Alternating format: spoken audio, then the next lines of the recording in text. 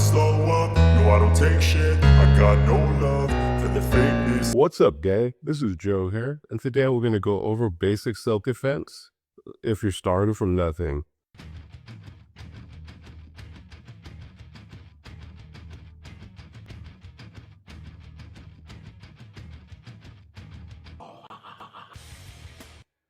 All right, so the first thing I want to address is situational awareness.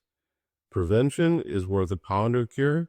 Many of these can be avoided, and a lot of times there was always an early warning sign. I say 99.9% of the time, there was always a warning sign. So the first thing is you have to train your eyes to be aware of situations. It does take some time, but you can always spot an unruly guy, somebody drinking too much, little things going off, and just avoid those situations altogether. You know what I mean? People do messed up things, and that's just the reality. So it's up to you to prevent it. We have police, we have security, we have different things to keep us safe, but we can only rely on ourselves at the end of the day. We can't even rely on light bulbs. They fail, which brings up another good point. Get a gun, just run away. All the cops knows, call my boyfriend, call my brother, call my big cousin, call whatever. Those are unreliable methods of self-defense because things fail. Your car can run out of gas. Your cell phone can fail. It could be on a signal, run out of battery. You forgot to charge it. You left the app open. You left your camera on. It runs out of battery. Even if you do have police, sometimes police can't be trusted. That's the reality of this. And once you don't have to depend on these things, it feels better. You're not being dependent on those things. Everybody likes to be an independent woman, this or that. Be fully independent. And a lot of people say, I'm 260, I'm a big 8-foot tall guy. Ain't nothing a woman can do to protect herself. That's bullshit. It's about being a hard target. Like predators, they're not gonna go after like somebody with assertive body language or is not scared of them. They're gonna go after the easy target. Somebody who's not paying attention, somebody's on the phone, somebody who's timid, somebody who's like avoiding eye contact and things like that. Yeah, so those are not good options. Get a gun, this and that. Do you have your gun on you right now? Touch a feel around. Do you have your gun on you right now? Where's your gun right now? Somebody wants to break through this window. I'm not going to go and be like, all right, just 1 second. Nah, it ain't gonna happen, son. You have to be ready to go like, that's, run away. It's not always the best option either. Sometimes it is, but I don't personally believe in running away because one, I can't run that fast anyway. So what are you gonna do if you like run? They catch up to you or they have somebody waiting for you. And now now you're cornered, you're trapped, and now you're tired from all that running. And they're like, yeah, what's up? And now you got to find them tired. So that's gonna suck, Have that good situational awareness and avoid it in the beginning. So, you just have to be able to scan and hear. Hair is important. You have more than your eyes, you have your hearing. When I get that first warning sign, I'm listening to everything. When I'm at home, I know whatever noise means. I know like that's a squirrel. This is this neighbor. That's the stray cat. I know I'm kind of aware of different patterns. There's something's out of order. Something's not, a normal thing. Something's out of place. That wasn't there before. That's another thing. Being organized, having your place nice and tidy and everything around you in organized fashion. You notice when and having patterns of doing things. Be like, I don't leave that door like that. What's going on here? I think it's lost. Being able to like scan a room, scan an environment. When you go to some place, that's the entrance, that's the exit, that's the window, possible threats. Those of y'all who are in business, you've heard of like SWOT analysis: strength, weakness, opportunities, threats. So you have to address all of those things, right? Full 360 thing. And if something is not right, some places, a lot of drinking, a lot of rowdiness, shady people looking at you, that guy in the corner looking at you and stuff like that, you know, it's just best to, I know. Fuck this shit, I'm out. Fuck this shit, I'm out. No thing. So avoid it, right? And another thing that avoids it is having assertive body language. It's like once you have the confidence of actually knowing how to handle yourself, you know, assertive body language comes normal. Body language has a big thing to do with it. All right. So next, we said avoid it. That's great by having good body language, situational awareness. First sign of warning, go ahead and vomit up. But let's just say you're in the situation, you're not prepared. All of a sudden, there's no escape. You're stuck. You're there, right? So first thing it is, you're standing wall, right? This is called your passive stance. Somebody addresses you. What's the first thing you do? Just take a step forward. That's your first thing. Taking a step forward is a psychological measure. It's like, it shows the attacker, like, I'm not afraid of this guy, it shifts them out of the predator mindset state. It works with anything, works with dogs, people, whatever. So if you step forward, you just take a step forward. You're like, kind of like thinking like, oh shit, did I make a mistake, right? Versus if I go like this, that kind of embolden, if I just take a step backwards, that kind of emboldens you, that triggers the prey drive. They're like, all right, let's get him, right? But you see the difference. Look at step forward versus step backwards. They're like, all right, this dude is scaring me. Let me go at him with my knife and whatever. So that's another thing. Stepping forward is also a tactical advantage. So if there is a knife, a gun, whatever, I'm able to address it. I'm able to get to it. Now, if you're farther away, put your hands up, and we'll go over gun and knife disarms later. That's kind of like that's another topic. We're not going to get into that today, but next time. We're just going to go over like the most common attack for right now. And what is that? Anybody know what it is? Anyone? Is that be right hand. That's what everybody will do unless you're left-handed. Then it will be a left hand probably. But most drunk idiot buffoon on the street, they're going to throw that right hand. Even my first response, like if somebody jumps out at me, I'm going to throw that right. Like I was watching a scary movie the other day, and then when the bad guy or whatever jumps off, my immediate thing is to throw the right hand. Even though I train elbows, I train vests, I train uppercuts, whatever, So that right hand. And most people don't know how to punch properly. Like, so they're only gonna throw that overhand life, because it's a more powerful punch and you don't really need a lot of skill to throw that, right? So they're just going to throw that same haymaker. Watch any kind of street fighter video. That's what they're always going to do. Throw that big Chuck Liddell overhand right. So that's going to be the first one we defend, right? And it's a good thing. It makes them predictable. Your fighting stance, first of all, you step into it, right? So you have a good base, all right?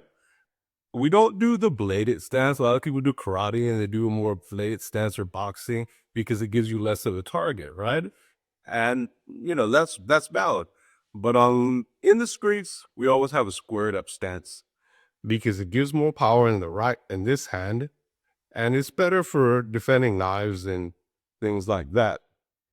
It's we'll go to that later, but you take a step forward and Hands up. Hands up. You see? You don't do like this with the hands clenched. Couple of reasons why. One, a clenched fist is slower. You want to have your hands loosey, but you want to be loose everywhere, right? And two, it looks less aggressive to like bystanders, like if you have like a legal defense or something later. So versus if you just go like this, like, hey man, chill out. Versus if you like, oh, that means let's fight. Versus like, hey man, chill out. But this is sneaky too, because this is better for take away guns and knives and things too. And you're faster. You're not clenched and tight. I get it, like my parent says, like in bare knuckle boxing, he goes like clenched fist because it's a controlled atmosphere. It's only punches. He doesn't have to worry about all that. And that's like competition. Even though it's a brutal competition, it's still competition. They're in the AC, they have a ref, it's pretty sick, right? On the streets, we're just gonna be bare hands hit, bro. So you step forward, hands up. So and it helps you with your legal defense. And how do we defend that right hand? So the right hand will cover from this direction. It's a simple karate block, a simple karate outside block. We've learned in pretty much all martial arts. You block it. Now you got them jammed up, and you counterattack, whether it be your own right hand, a kick. I can't throw kicks because I broke a leg, but you just throw that straight front kick. Anybody can throw that same soccer ball kick, football kick. We've all tried. You don't really need training to learn how to kick something straightforward. If you played kickball as a kid, it's something everybody knows how to do. The different round kicks and things like that, question mark kicks. Unless you train taekwondo or karate, we're not going to always do that. Just a straightforward kick and get him in the balls. Like that. Or even if you don't want to kick him in the balls, it depends on the situation. If you kick him in the body, that creates enough to knock him down. You can vamoose. It depends on the situation. Sometimes you want to fight, sometimes you want to run. That might just give you enough time to run. I prefer the straight hand. That's my go-to. And another good thing, we're, like I said, this is not competition. These can break. In Krav Maga, we learn hit hard things with soft things with hard things. If you look at your fists, you have different striking points. You see? You want to strike with the top two knuckles. Hammer fist, like you're making fist, slamming fist down on the ground on the desk, like, oh, that's secretary. That's a soft thing. And you can also strike with your palm. This is with the striking surface right here, this part right here. You want this to go through that, right? But anywhere on the palm is kind of good, Anywhere, like, if you can just hit with the hair, that's fine too. If you hit it with the top, that's probably going to sprain your wrist, and it's not going to be very powerful. You're going to want to even if you just hit with the whole palm, that's fine as well. But ideally, you want to hit with this part right here. You also have fingers too. You can use those as well. It's an option, right?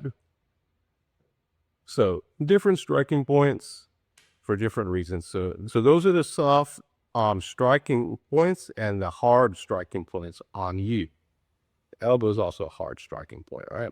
The soft targets, your soft targets are going to be everywhere in the center line. Your eyes, also your temples, they're kind of soft. Your nose, your mouth, your throat, all the way down to your nutsack. That's all the soft targets, right? So you can hit those with your fist all you want, right? But if you're going for if you have to hit somebody on the side of the head or in the back of the head, this is not MMA. You can hit people in the back of the head. It's fine. They're trying to take your life. I'm not trying to be, that's a foul.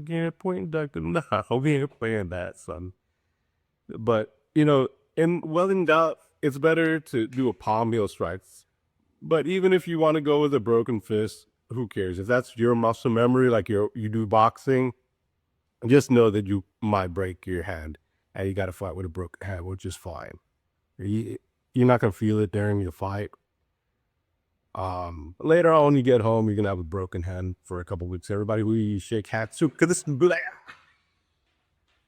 That's me how I know. I already said you strike with these two top knuckles. All right, these two will break. These fuse into your wrists, all the way to your spine, hips, legs. Right. We'll get into some more details later, but that's the basic thing. You want to hit this to your hard targets, like if you have to hit somebody's here, or if you just don't have time to aim, I always go for that. But sometimes, it you can do that. If you go to the body, I usually like to go fist knuckles. Just make it simple for you. Like, you're just gonna want to rotate your hips and have a good strike with the target, and that will get you good enough. So somebody throws that right hand, you step in, boom. You see? And that's it. That's pretty much it. But you just don't back off there. Once you have them hurt, you either keep going until the encounter is over. And one thing I hate seeing is when you have the demper, you let them off the hook and they get back up and kick your ass. So to either finish them or you get out of that, dog. You just bolt. You have to know where, that's where your SWOT analysis came from. You know where the exits are. You know where your car is. You know where your friends are. You kind of have kind of an outline in your mind already what's going on. You know where the bouncer is. You can be like, hey, man, you know all these things. You know there's some beer bottles over here that get smashed across your head. You know where the bad guy's friends are. You've already done that. So the situational awareness is not to be overlooked. Yeah, and you don't have to wait for that to strike. All that throw the first punch, that's bullshit. If the attack is imminent, is coming, and somebody's already invaded your striking space, you pre-up the attack and you finish them or get out of there. No in between. There's a third option that means like restraining the attacker. That's more for like law enforcement security. Because of the situation, sometimes you might want to restrain them. Like, jujitsu, there's some things I'll go over later, and how to really use it on the street when there's no rules. Jujitsu is different when it's on the street. Jujitsu is different than MMA when there's punches coming at you. Jujitsu is different. MMA jujitsu is even different on the street when there could be multiple attackers, there could be weapons, hard surfaces, etc. Also, headlocks and chokes. If somebody has a headlock, a guillotine, a rear naked choke, these things, you want to detect them early, right? Because it just takes a few seconds to go out. Basically, you're going to want to turn away from the elbow, right? You never turn into the elbow. If you turn into the elbow, you're going to get choked out a little faster. You're going to want to turn towards the wrist, and that'll at least alleviate the pressure of your choke. And you gotta fight the choke. We'll save that for another video when I have somebody to demonstrate on. And a couple final notes: multiple attackers. Why you shouldn't be afraid of somebody who's like has to attack you with multiple attackers. That means that they're scared of you. They're pussy. So that means this is a coward. When I see somebody who needs like several people to like do something or need to be liquored up to do something, I'm like, you're a coward, bro. And there's strategies for finding multiple attackers. We'll go over that in another video. But just want to give you like just the heads up on basic self-defense. Situational awareness, knowing what's going on, be prepared for the attack in the beginning. Avoid it. 99.9% of the time, there was an early warning sign. There's something that went on first that we just ignored. And then we saw like some guy getting robbed over there, actually messing with people. And they were like, who? Like, no film. Hey, get another round. Let's hang out some more. No, I'd be like, you know what? Let's roll. This place is getting kind of crazy. All right. And there's no shame in there's no shame in avoiding it. If somebody like pushes you, acts aggressive, says something rude to you, you'd be like, okay, bro. Okay. All right. And just leave. Just leave. I mean, and you never want to turn back to an attacker. That's the big no-no. Just like how they tell you in like the nature videos, back away slowly, make yourself look big, same type of thing. So, yeah, it's pretty simple.